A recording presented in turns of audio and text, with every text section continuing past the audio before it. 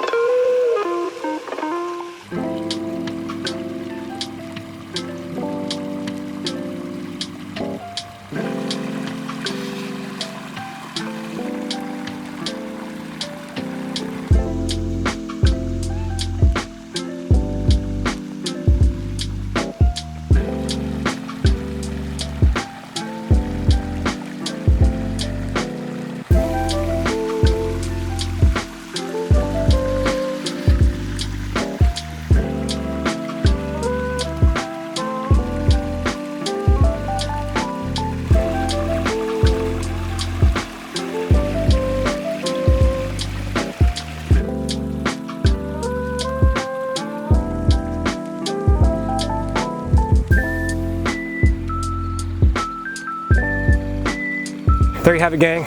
Fun little week-long retro rebuild, refit, renovation, upgrade with the fish cave, and got some plants going back in. You know the drill. Like, follow, share, subscribe, and comment. Let us know what you think. What do you want to see in future videos? What do you want us to do in your yard? In the meantime, I've got a big old mess to clean up, so Uncle Trav and I'll see you next time. Cheers.